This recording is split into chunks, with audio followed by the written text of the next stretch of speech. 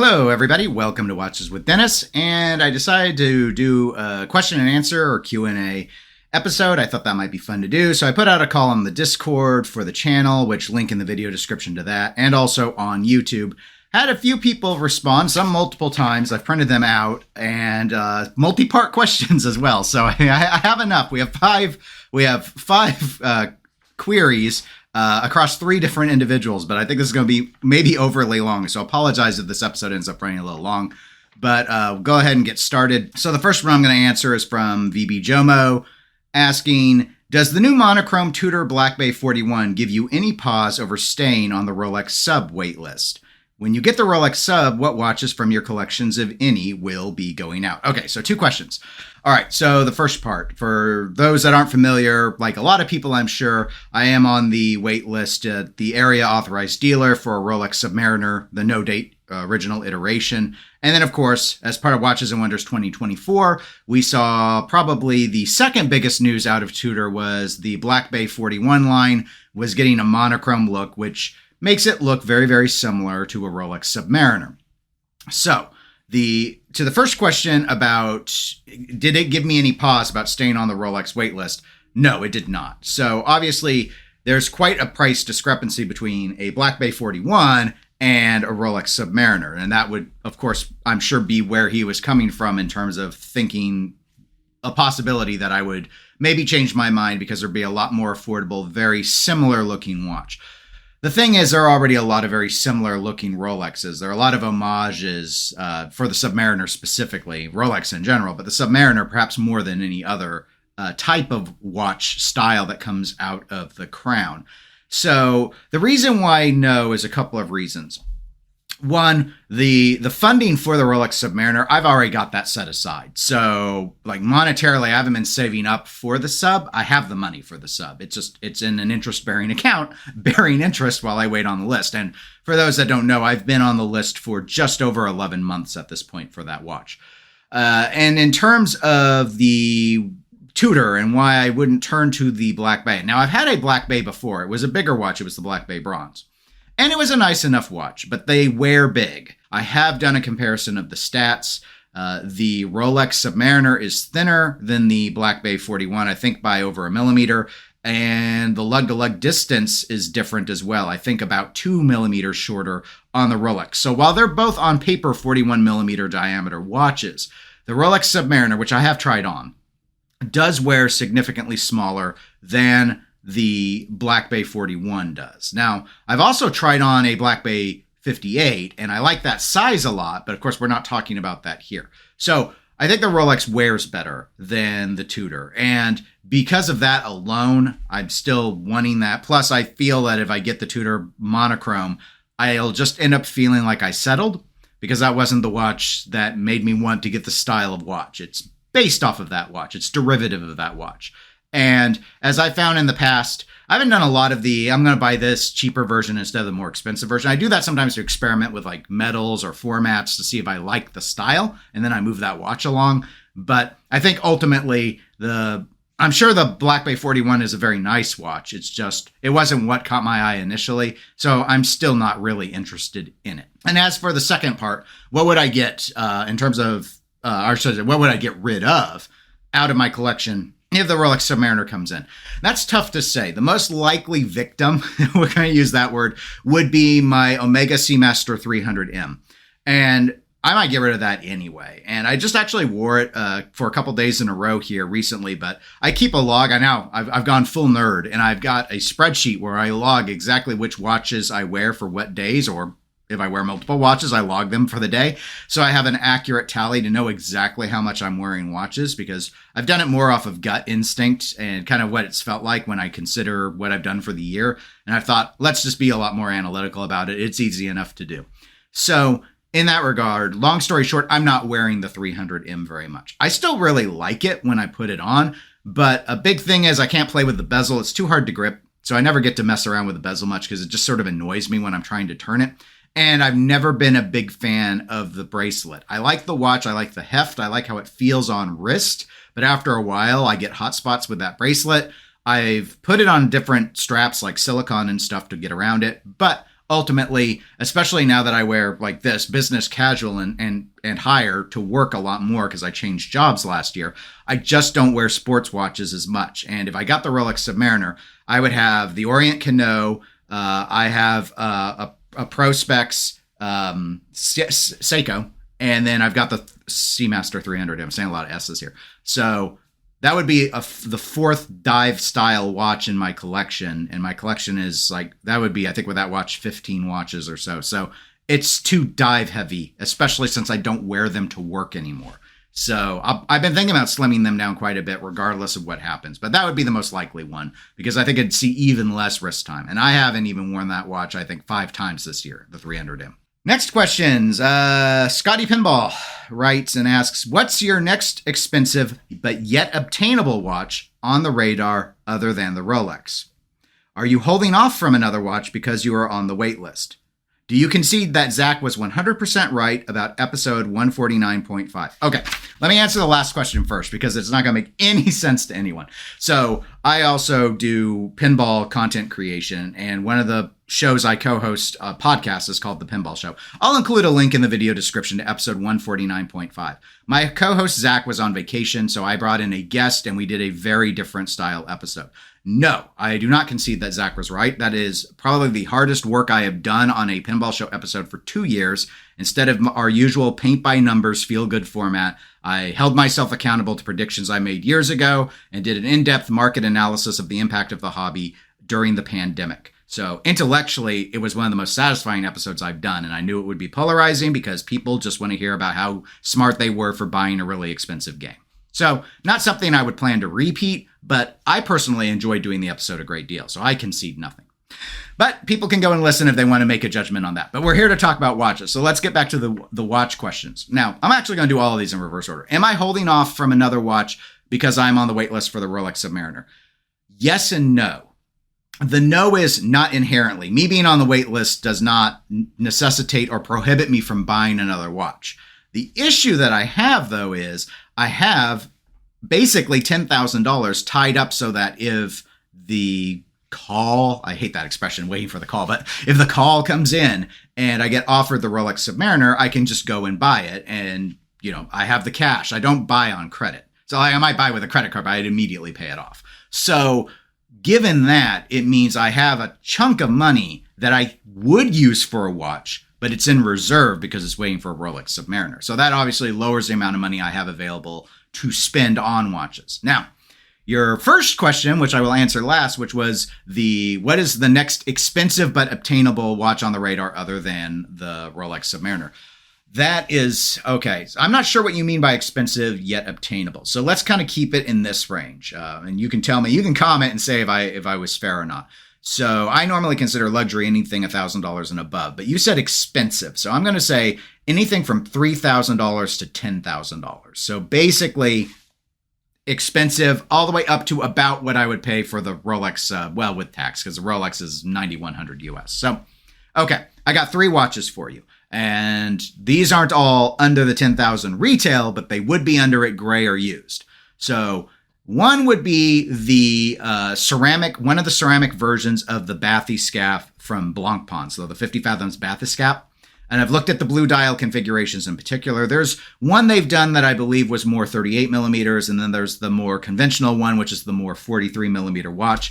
But it's another dive watch. I've never had a ceramic case watch, so that's really the interest there. Plus, I think they look very, very good, and the finishing is better than on the Rolex. So that's been on the list really since last year as a possibility, but probably the least likely. Another sports style watch would be the Zenith A385 Revival. I have been interested in that watch ever since it came out, and it's dipped down quite a bit gray when it's available. You can get these on bracelet for under $6,000 US. So given that, I've constantly looked back towards this. The main reason I never pulled the trigger originally is I heard mixed opinions on the ladder bracelet, and it's the ladder bracelet version that most interests me. I actually got a chance to try on the ladder bracelet on a different Defy style Zenith watch when I was down in Dallas. And I also saw that watch in person. The A385 was on strap, but I was able to actually look at it in person. So that one remains on my list. The other reason why I've never pulled the trigger on it, though it's the cheapest watch of all of the ones we're talking about here, I'm going to give you 3 total, is that I already have a Zenith. I have a Chronomaster Original, which I really, really like, and I don't have an interest in getting rid of the Chronomaster Original. And I try to do brand diversity. I don't have a hard and fast rule that I wouldn't own two from the same brand. In fact, I have two Mr. Jones watches. But every time I think about buying another Zenith, I tell myself, well, you've never had a Blancpain. So, and that sort of question reiterates throughout all sorts of models. My third consideration has been to get a dress watch, another dress watch. I wear dress watches more than anything now because I'm almost always in business casual attire. I have a rose gold watch. I have a white gold watch. So I've really thought about getting a yellow gold watch and kind of completing the trifecta of that style. And where I've been mostly looking there has been Breguet. And in terms of the pricing that we're discussing here, I've been thinking about the Breguet Classique $59.30. I haven't pulled the trigger on this because it's a 35.5 millimeter watch, and I haven't been able to try it on. There's no Breguet dealer in the area. When I was down in Texas and Dallas, there was no Breguet dealer, so I haven't had a chance to see how well it wears. I have read that it wears very well. I like a lot of the look about it. There are some other Breguets that I've been looking at as well, but this is the only one that falls in that price range because used, these things are under 10. In fact, I found them under 8 in certain scenarios, depending how old they are. So those are what I've been considering as obtainable but expensive that are on the short list. Cloudkin asks, I see you're expanding the channel with apparel. What plans do you have for the rest of the year and longer term for the channel? More panel streams, collection reviews, market analysis? Well, I didn't really think of the apparel as a channel expansion per se, but in reality, I've actually had the spread shop for a really long time. I turned it on briefly and then I turned it off on YouTube. Yeah, you could still go to the shop and buy the shirts, but all I had were Watches with Dennis logo shirts. I don't even own a Watches with Dennis logo shirt. I don't know who would want one. I just threw it together really quickly when I was setting all of the stuff up in the YouTube studio. But I figured eventually I would have an idea for a shirt and either design it or, in this instance, arrange for someone to make a design. So the AP-inspired Dead Girl in a Lawn Chair with a Luxury Watch shirt was born and is now available. So in that regard, and the same thing happened with podcasts. I got some weird shirts over on my podcast side in pinball that have just sort of come up because eventually there's always something to make fun of in these hobbies. So setting that aside, I haven't really thought much about long-term what I'm planning to continue the channel, which I think everyone has noticed. The change in my job meant I was probably going to have to change my format up a bit. I do a lot more reliance on live streaming now. I try every Saturday morning, other than when I'm traveling for work or vacations and stuff, to do those live streams. And I think I've proven I'm very consistent about that. So that I plan to continue because I knew I wouldn't be able to edit as much because I'm at the office. I can't just work on the videos over lunch like I used to with my prior job. So that was the big change up. But I think I've adapted to that pretty well. Panels, I love doing panels. They're a lot of fun. We just did a panel. Ken was in fact on the panel that we did on Watches and Wonders. And I really enjoy that just because I like to hear all the different opinions and hear people debate their ideas and stuff. I just think it's a lot of fun. But it's a pain to put together because it's a mix of things. I don't know what the schedules of people are, so I'm just blind firing emails out to folks trying to figure out who can work it into their schedule. I don't have any consistency to the panel because it's not recurring. It's not like the Casual Watch Reviews channel where they've got a set time. And there's several other channels that do these set time live streams. And honestly, I don't watch many of them live. If I catch them, I usually catch them recorded. So I don't know if I'm butting up against another live stream and I'm putting together a panel and I'm going to get 5 viewers because I'm up against a popular live stream. I mean, those are all and I don't want to, I wouldn't mind so much in the morning when I do my Saturday live streams, not very many people watch live. I pick up most of the views on the recording. But I'm not wasting anyone else's time. I don't want to make someone feel like they came on and they wasted their time for hardly anyone to watch them. So that's why I do that as Cookie Monster would say, it's a sometimes food. I do the live streams when I think it makes sense. I actually have more fun doing those than I have with the solo show, though I have enough people now that know when I'm doing the solo shows because I'm consistently doing them, even if it's at a bad time, that I can interact with chat, which is a lot of fun. And that's hard to do with the panel.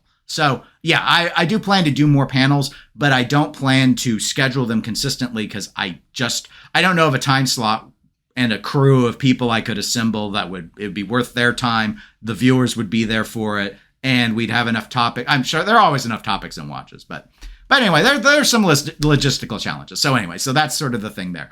In terms of the market analysis, the last part of your question, I probably will get back into doing those from time to time.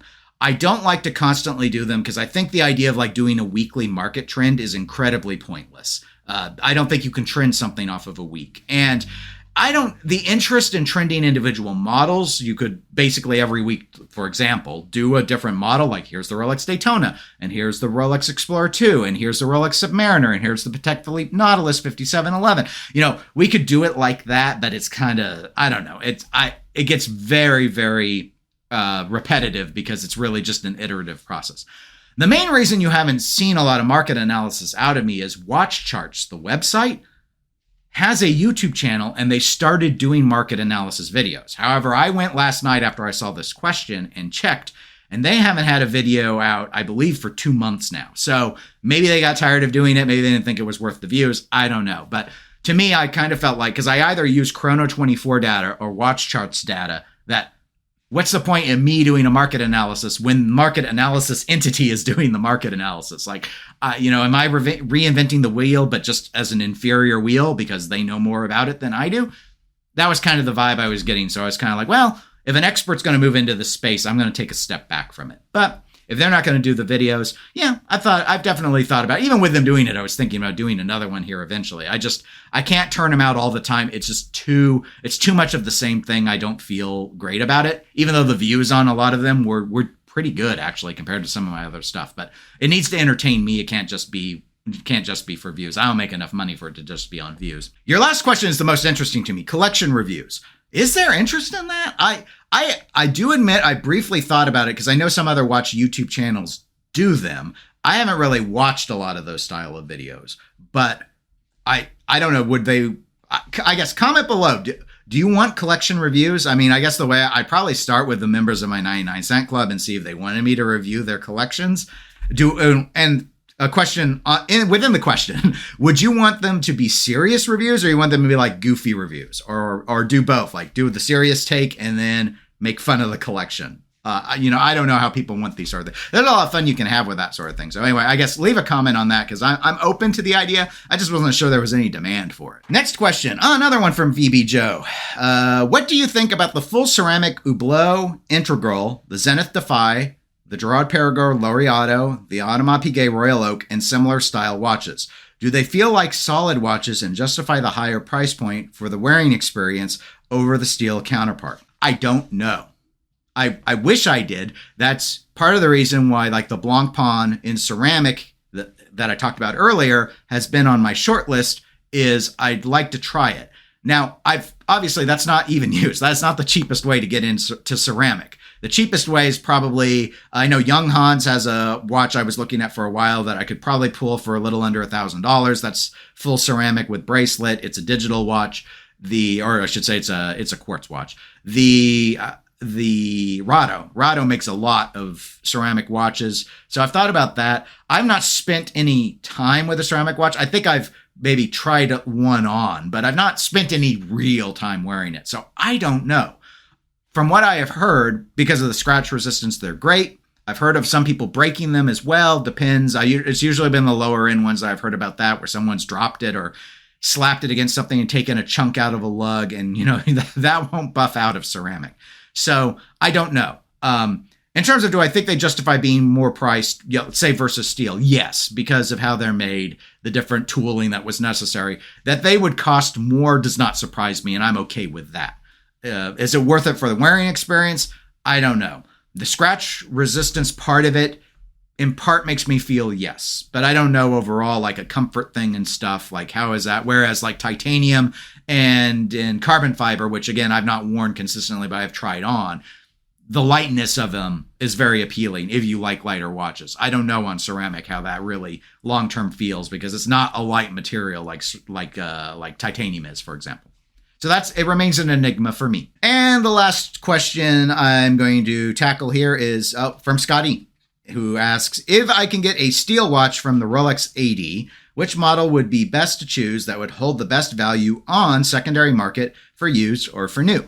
I thought I was going to have to do a bunch of research for that, but you said any steel, right? Your phrasing was any steel authorized dealer, Rolex. So just going off of regular catalog stuff as a general rule, that's easy. Daytona, any stale Daytona you can get. That's your best deal for value retention and most likely will appreciate. I don't know where things are going to shake out with the Rolex. Obviously, no one does ultimately. But it was only in really recent times that lots and lots of the steel stuff became waitlisted. It was, I think, less than a decade ago. I could have gone in and gotten a Rolex no-date Submariner at no weight or next to no weight. And the only real things I think that might have had a weight were some of the GMT Master 2s and the Daytona. Ever since the Daytona has been popular, it wasn't always popular, but ever since it got popular, it has been the weightless steel watch. So that predates the pandemic. It happened during the pandemic. It saw the most increase in terms of how much you would pay for a steel watch. I think it was, in terms of raw dollars, the most expensive one, setting aside perhaps some interesting iterations at brief periods of other watches. And then even post-pandemic, well, it's like, double over retail at least. So that would be my answer. In terms of the safe bet, not having to memorize dial colors, bezel inserts, any of the rest of it. Rolex Daytona, that's the right answer. Anyway, thanks for the Q&A questions. We did go far longer than I thought we would, but I hope you found the episode interesting. If you did, please give it a like. If you want to be notified when I have new videos, you can click subscribe. If you were interested in the shirt you saw, there's a link to the shop thing. I think they got little images of the shirts down below, so that's available through that. And otherwise, I will talk to you all on the next video. Have a great day, everybody.